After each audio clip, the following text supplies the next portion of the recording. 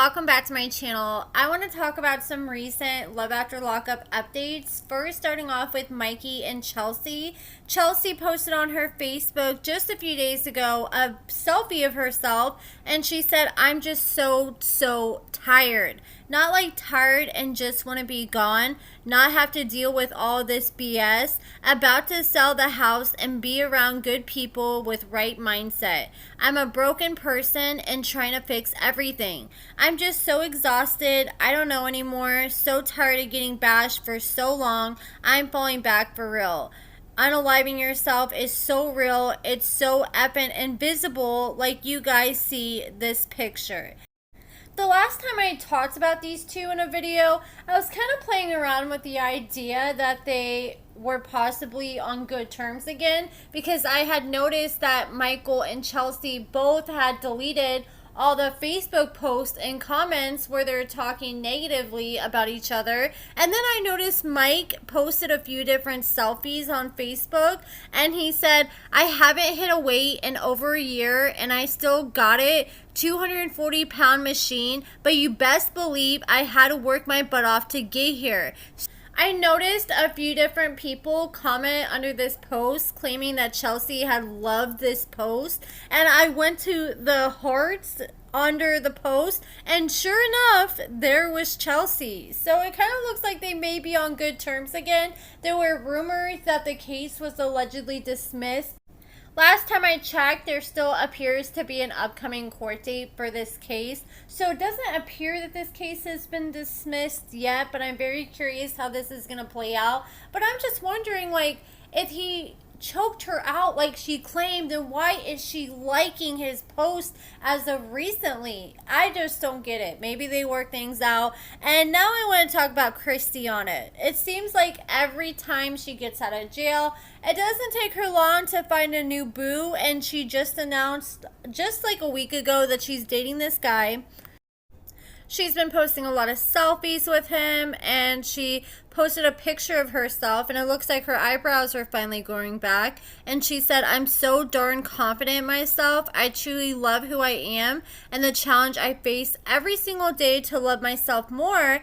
And then she posted something kind of depressing earlier. She said, "I'm feeling so darn lost without my son talking to me. Ugh, all the pain I caused him that I can never change and rebuild. He won't let me live and be understanding of drug use and what may lead behind it.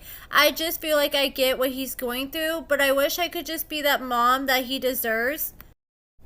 And I too also am deserving of being that mom. I'm truly sorry, Dethan, for not being there when you needed me the most. Yes, I'm the one to blame, but at some point in our lives, we'll just have to face one another's differences and just love each other for who we really are. I do love and miss my son." And we remember that she had this issue with her son when she was on the show. Like, she hadn't seen her son in a long time, and he finally showed up to her wedding, and she was super grateful, and they started to rebuild their relationship. But next thing you know, she relapses again, and I don't blame him for not wanting to just jump right back into having a relationship with her. Like, I get what she's saying, like, life is short, you know, someone can be here today and gone tomorrow, and then you might regret not having a relationship with. I don't blame the son for not wanting to jump right back into having a super close relationship with his mom until she proves herself. I think he just needs to keep a safe distance for right now. It's really hard to understand the effect you using has on other people, especially your loved ones. It's one of those things that you really don't understand it until it's done to you. And she doesn't realize that every single time that she relapses after letting her son back in, this is just damaging him emotionally more and more. And it's going to make it hard for him to trust women, because the one woman in his life who he should be able to trust is so unpredictable. It might be best to wait until she's in a place where she can be a reliable source of love and support. And I'm not saying that she could be that now, because it does seem like she's doing better for herself. She's always bragging about how she loves sobriety. She appears to be healthy, and she's been on Facebook a lot. And usually when she's sober and doing good, that's when she's most active on social media. Usually when she's using, she's not very active because she ends up selling her phones for crack and doesn't have a phone to post with anymore.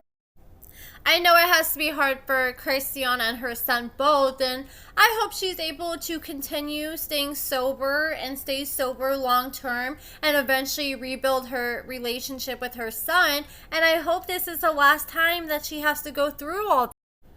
It'll get better though. She just has to keep up the good work, and the beginning of sobriety is always the hardest. But I am rooting for Kristianna.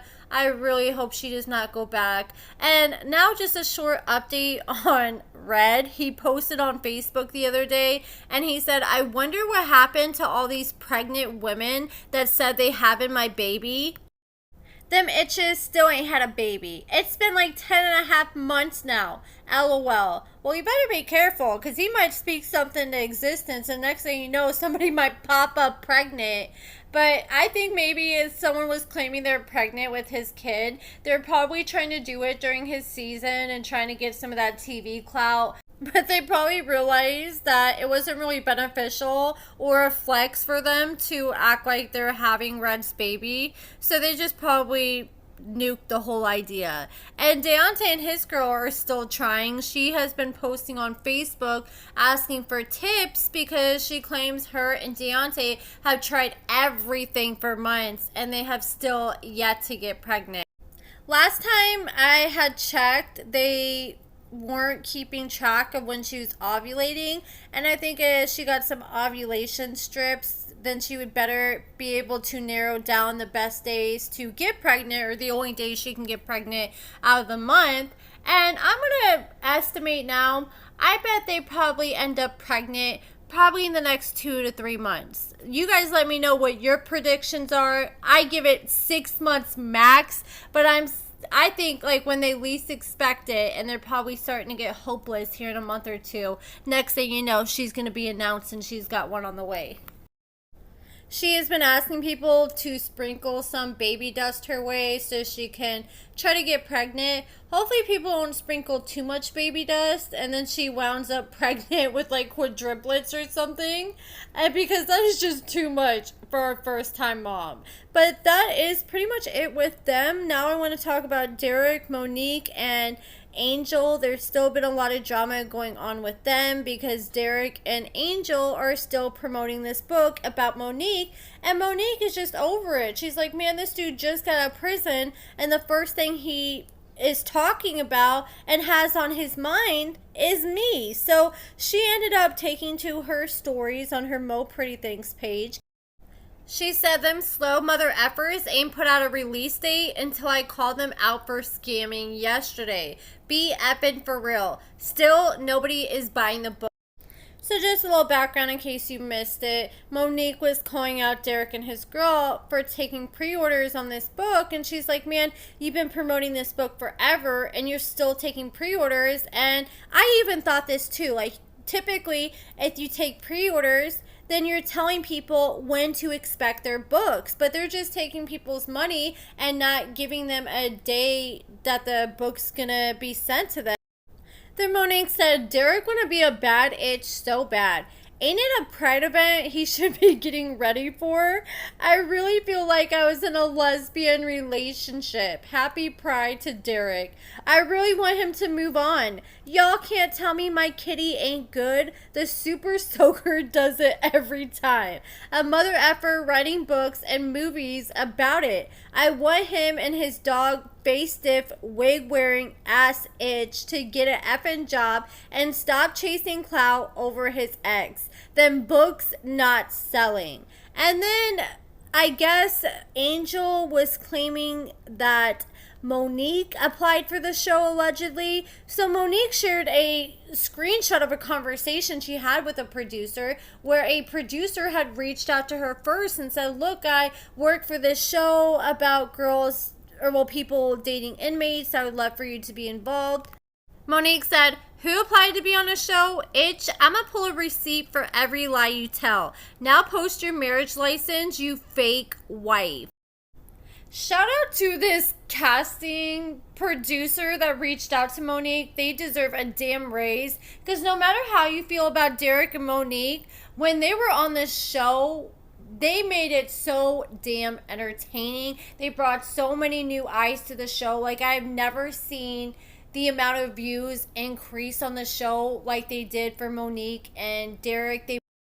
They're the first Love After Lockup cast members I've ever seen on TMZ. They brought a whole new audience.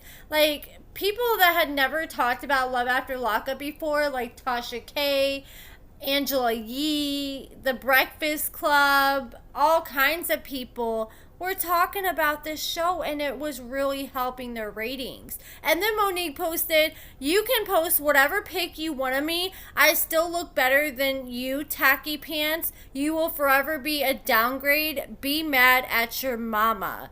And then Derek posted a little response. He said, you ain't the first one to throw dirt on my name. Probably won't be the last. One thing for sure, ain't nothing I did or said in my life I can't stand on. I am who I am. I stand for something. Never fell for anything. Check them receipts. I'm certified for real. Then he shared that the book is going to be dropping August 16th. So like Monique was saying, they must have got word that she was calling him out for not dropping a date that the book was going to get released while they're asking for a pre-order. Derek is lucky though, because most people who write books, they have to spend hundreds of thousands of dollars marketing the book and promoting it. But just from his social media following, that just does all his promoting for free. All he does is have to make a story post or post something on his Instagram feed. But what I'm worried about is, if you come out with a book, that's not going to be enough money to live on for the rest of your life. Typically, if you write a book, you need to invest a lot of that money back into writing another book or doing your next business move so you can keep that momentum going. But what I worry about with Derek is Derek has a gambling issue. All I'm saying is I hope that Angel is holding on to the money for the pre-orders they're receiving, because they're not even sending out the pre-orders till what they said August 16th. And I could see Derek taking the money and going and blowing it at the casino. The book he makes off this needs to go towards the next book or the movie budget. But I could see him just running off to the casino and blowing it all and then hitting up Angel, asking her for more money after everything else is gone. But that is it for this video, guys. Let me know what you guys think about everything in the comments below. Check out my lashes at AccordingtoAmber.com. Give this video a thumbs up, subscribe, and thank you so much for watching.